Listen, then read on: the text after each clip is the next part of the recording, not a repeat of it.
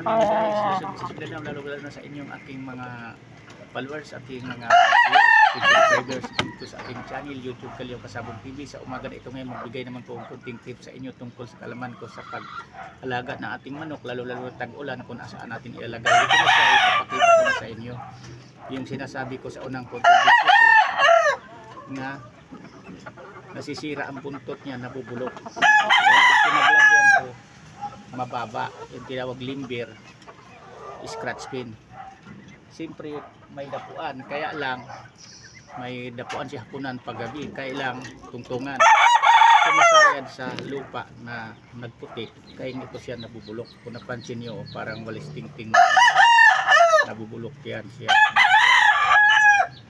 Kaya para sa inyong mabaguhan pa lang, dapat pag magmamanok tayo, panahon na tag-ulan, habagat, sunod-sunod ang bagyo,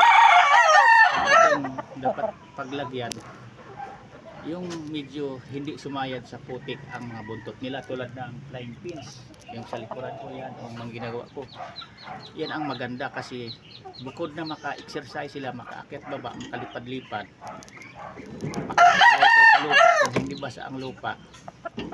Kapag kahit ano kalakas ang ulan, bagyo pa naman yan, hindi siya kaya ang buntot nila sa lupa kahit magputik, kasi mataas naman ang dapuan nila, malayo lang.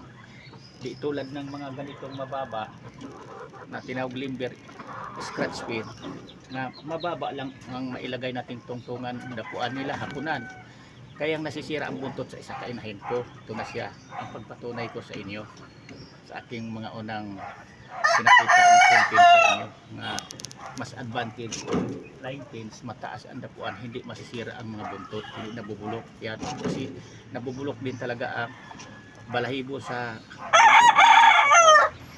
nababad araw-araw, gabi, tapos nababasa, tapos putik pa. Ito na siya ang nangyayari sa kanya.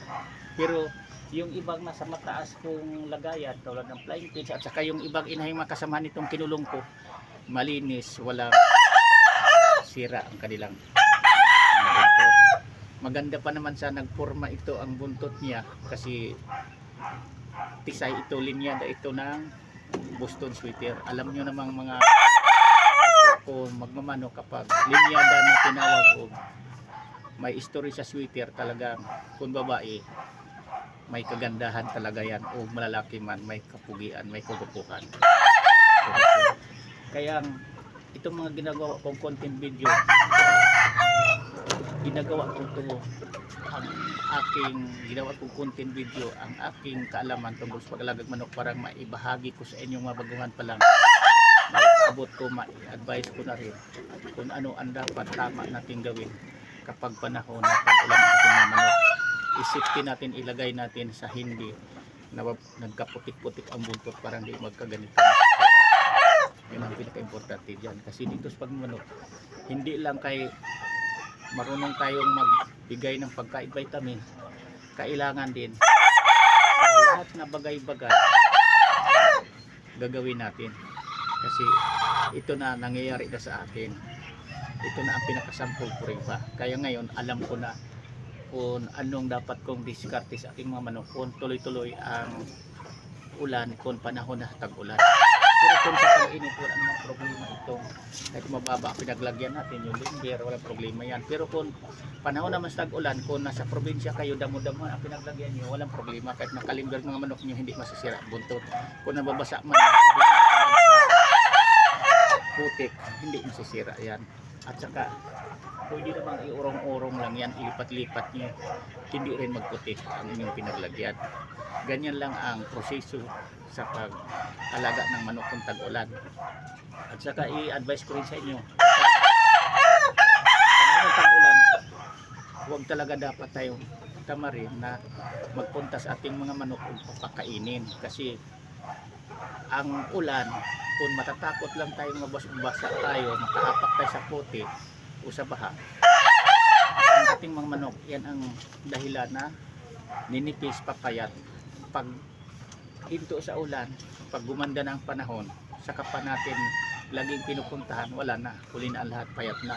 Malaki na ang gastusin natin, dahil doble-doble na naman ang bibilhin natin pagkain vitamins uli para babalik ang ating pangatawan. Dapat kahit bumabagyo man yung umulan, tuloy-tuloy pa rin kung ano ang normal na panahon ang pagpunta natin sa ating manukan, ganun lang din ang gagawin natin. Magkaputi lang tayo, magpayo, iwas lang tayo sa baba para lang ang ating mapakain talaga natin 2 beses ang araw, sa umaga at sa hapon. Yan lang, sana mayroon kayong kunting mapulot matutunang mga kapwa ko, mga baguhang nag-alagad manok. Sa hindi pa pala na naka-subscribe sa akin, paki-subscribe, paki-share tong video ko na ito para makita, mapanood sa mga baguhang nag-alagad manok, para hindi na nila maranasan ang naranasan kong nasisira, nabubulok ang buntot sa alaga kong isay nga inahin. Yan lang, thank you ulit. Bukas uli, ibang topic paliwanag sa inyo. Maraming salamat ulit sa inyo.